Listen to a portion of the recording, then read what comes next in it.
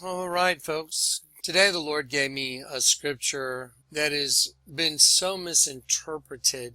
Again, this morning in my prayer time, I asked the Lord, what do you want to show me? He showed me 2 Thessalonians 2. Towards the end of this video, we're going to have a little breakdown of 2 Thessalonians 2. But before we do, I want you to watch this video. The director of the FBI, the man in charge of getting to the bottom of Russian collusion in the American election, fired. Is this a new Watergate? That Russian officials and even Vladimir Putin ordered a cyber campaign to help President Trump. But one thing that they've been struggling to find is the issue of collusion, whether there has been any so far between Russian officials and Trump officials, because there are a lot of leads and a lot of questions that they have yet to answer. And obviously, they have made clear publicly that the FBI is investigating potential collusion between President Trump's campaign during the 2016 presidential race and any sort of collusion with suspected Russian operatives, Anderson. The FBI did not want to pursue leaks. They thought the most important part of the story was the probe into Russian collusion, possible collusion with the Trump campaign. Ordering over the way that they've managed to screw up our political system, basically. I mean, this is all a direct result of the Russian interference in the election last year, which got Donald Trump elected, and which may not have resulted in 100% pro-Russian policies across the board, but which has certainly caused so much upheaval and consternation and chaos that, yes, the Russians are benefiting from it. So this is, I mean, and, you know, you put your finger on when you said this is surreal. I mean, the whole thing is, I mean, this is nuts. We've never had a president investigated for collusion with a hostile foreign power. We've never president fire the FBI director who was investigating him, and we've never had these bizarre scenes with the Russian president and the foreign minister laughing about it on that same day. I mean, this is off the charts crazy. Sensitive investigations such as this. That Russian officials and even Vladimir Putin ordered a cyber campaign to help President Trump. But one thing that they've been struggling to find is the issue of collusion, whether there has been any so far between Russian officials and Trump officials, because there are a lot of leads and a lot of questions that they have yet to answer. And obviously, they have made clear publicly that the FBI is investigating potential collusion between President Trump's campaign during the 2016 presidential race and any sort of collusion with suspected Russian operatives, Anderson. We need to push for the search for the truth. We need to push for a resolution for this, for the good of the country. We can't continue living with, you know, in this society where half the people, if not more, think this is an illegitimate president who got to power through collusion with the Russians. With Comey out, who will take over the FBI, leading the investigation into the Trump team's potential collusion with Russia? You mean impeachment proceedings? Well, here. You know, I've said all along that he would lead us to impeachment, and he's doing just that. Every day, more and more is unfolding. I told you that I thought there was a Kremlin clan, and these were his allies. I had a resolution back in February that said it should be investigated for collusion. Everything that I know that I've been able to find out, if we do the investigations, the information is there. We're fiddling while Rome is burning. This president needs to be impeached. I believe that. I believe there was collusion. We need to get on with the business of doing real investigations. As a matter of fact, the press has been better on helping to unveil what is going on with this president and his allies than the Congress of the United States of America. What happened with respect to Russia's interference in our elections, which we know they did that. All 17 intelligence agencies have confirmed that. And whether there was coordination, cooperation, collusion between the Russian government and the Trump campaign. And I don't believe at this point in time we can get to the answer to those questions unless we have a special prosecutor. And getting to the bottom of those questions is really important for two reasons. First, and most obviously, whether in fact the Trump campaign did coordinate with the Russian government. And there are obviously very significant implications associated with whether we determine they did or they didn't. Presidential election and possible collusion between President Trump's campaign team and Russia. There is no doubt that the Russians hacked our election in 2016. Collusion. Collusion between the Trump campaign and the Russian government. Collusion between the Trump campaign and Russia. Putin and the Kremlin and be in collusion with them. Here to investigate this possible collusion between the Trump team and Russia. And possible collusion by Trump associates in that criminal action that threatens our democracy. Of Russia election meddling and possible collusion between the Kremlin and Trump associates. Collusion with a foreign power. Between the Trump campaign and Russia. The question is not whether Donald Trump actively encouraged the Russians and WikiLeaks to attack our democracy. He did. That is an established fact. What do we make of all of this? Because as we've noted now for many, many years, and I think as Webster Tarpley coined the phrase, it's virtual flag terrorism. There's no real way to exactly know who's doing what to who. That's true. I think we can get caught up more on the who's doing it rather than what is being revealed. And that's the entire strategy with the DNC leak, is to go, oh, it's Russian hackers. So don't look at any of the actual material here. Don't look at the things that we're actually doing behind the scenes because it's Russians.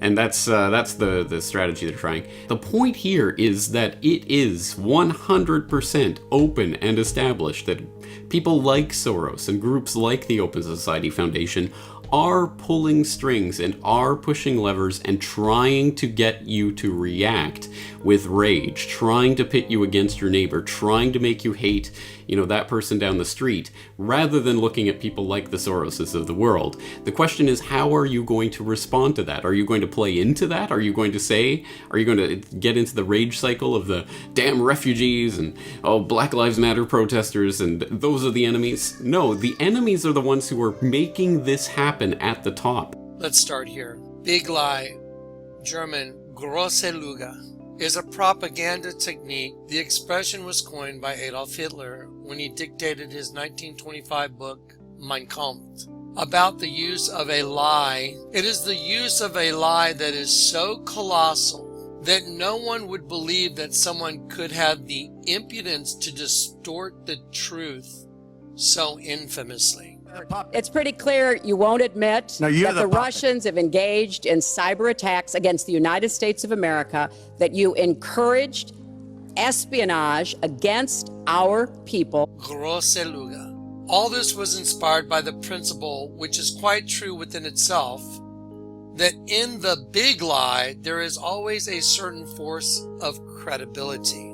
Because the broad masses of a nation are always more easily corrupted in the deeper strata of their emotional nature than consciously or voluntarily. I'm going to repeat that. Because the broad masses of a nation are always more easily corrupted in the deeper strata of their emotional nature than consciously or voluntarily. Say that having a conversation with those people is not productive.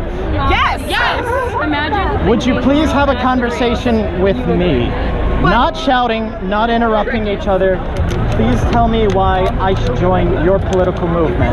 Legit question though, legit question. Yes, sir? Why did you come to a free speech rally if you had nothing to say? I wanted to listen. All right. I wanted to listen to all sides. Excuse me. You've interrupted me 5 times so far. I don't care. This is our place. These people. This is our space. Yours is on the other side of that goddamn fence. If you want to be complacent and stand up for their right to speak freely, then you can go over there and stand with them. I'm standing right here. So you're gonna stand right here. This is our spot, which is hate fucking free. Last I was aware, this is the Boston Common. The Boston Common is a hate-free spot. Do you understand that? No, ma'am. Do you? No. This is a hate-free spot. We're all here for equality, not for your white supremacy Nazi shit. I'm not here for white supremacy. So why are you here? I'm here to talk. You're here. No, you should be here for equal rights. Why? Why? Have you ever been oppressed?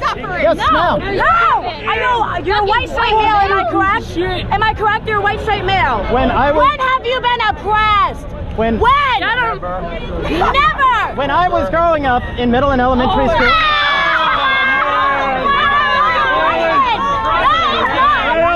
have not been afraid to go outside. You have not been afraid to do anything. I have had the shit kicked out of me for being white. Good.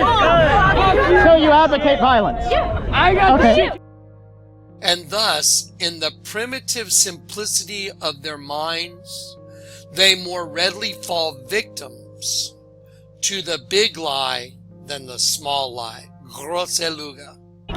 Oh, bullshit. I don't want to see governmental control. We see what you're doing. I am not part deaf. Why do you think you're better than her? Huh? I'm not. I don't think that I'm better than other people. If anything, I think that I'm worse than other people. Fucking hell on, get your moped, get the fuck out. You just make zero sense, my dude. I understand. That's cool. I don't I'm here to try to talk about my opinion. Y'all are here to shout at me. Why do you have an opinion? You shouldn't even have an opinion about this. Hate speech isn't an opinion. Fucking I don't have hate speech opinions. treat people. What are you here for? Why are you here? I'm here to talk. About what? What do you want to say? About anything. I want to talk to y'all. About what? I want to see your view. Stop talking about how you were beat up as a kid. No one gives a shit. Say what you want to say. You're right here. There's cameras. Let's go. Pussy, you never got laid.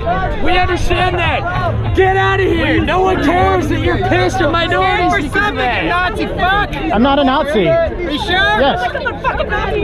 I'm not a Nazi. Just apologize for I it. strongly, in the most severe terms that I can. Supporting the Nazis' fucking ideology. You just told me that this is a side for free speech. That's a side for Nazis. I'm on this side. It's not hate. What hateful thing have I said so far? What the fuck do you You're want? defending the alt-right side. No, the alt-right is a bunch of racist supremacists. What is your argument? I don't have an argument. I'm here to talk to y'all. I want to get your opinion. No, what the fuck do you want to say? Huh? I don't want to say anything. You were just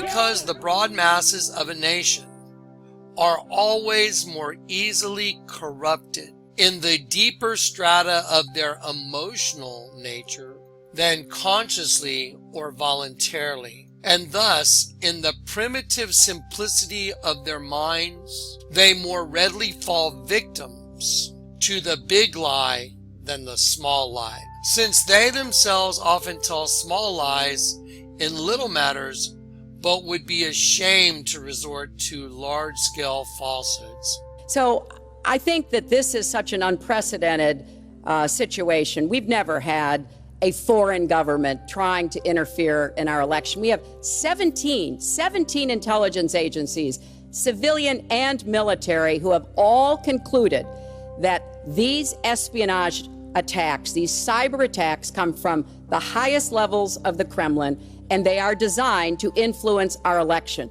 It would never come into their heads to fabricate colossal untruths, and they would not believe that others could have the impudence to distort the truth so infamously, even though the facts which prove this to be so may be brought clearly to their minds.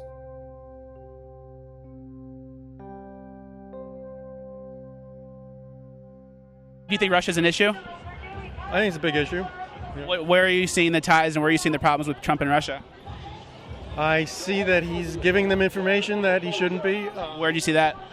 On the news. Which information are you talking about?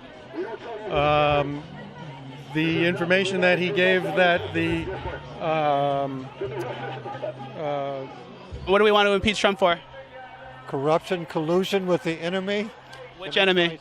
Russia, of course. I mean, it's so obvious. So the news is saying Russia isn't real. After Fox broadcast their erroneous nonsense, they just move on.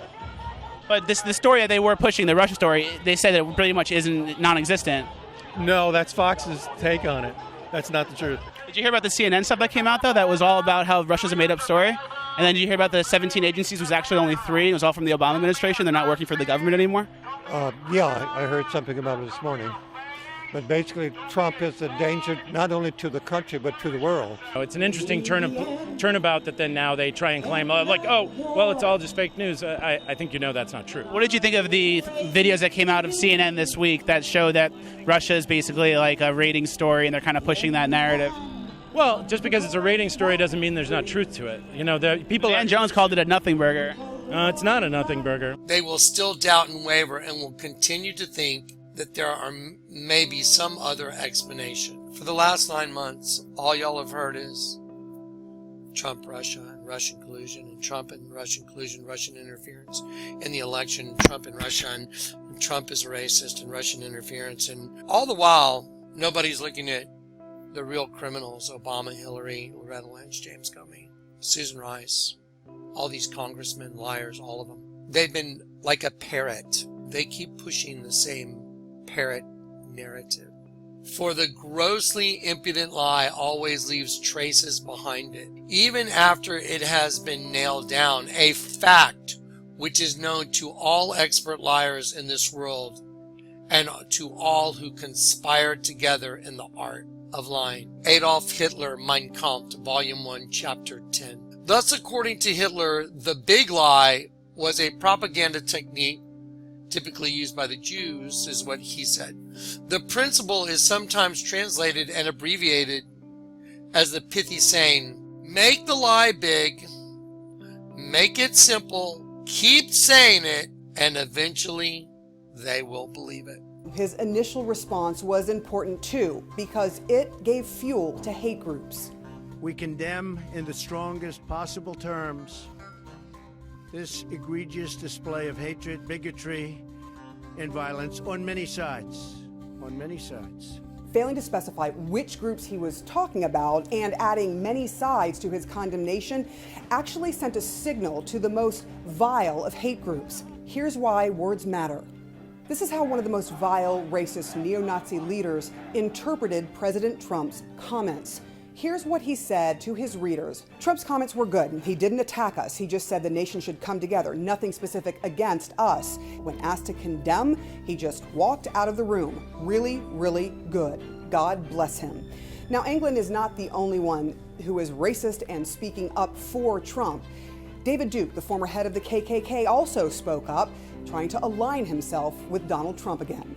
We are determined to take our country back. We're going to fulfill the promises of Donald Trump. That's what we believed in. That's why we voted for Donald Trump, because he said he's going to take our country back. In the past, President Trump has disavowed David Duke and what he stands for. But the president's vague initial comments actually gave fuel to the white supremacy fires, if you will. Their movement took it this way. Hail victory. And to everyone, know this, we are now at war and we are not going to back down. There will be more events soon.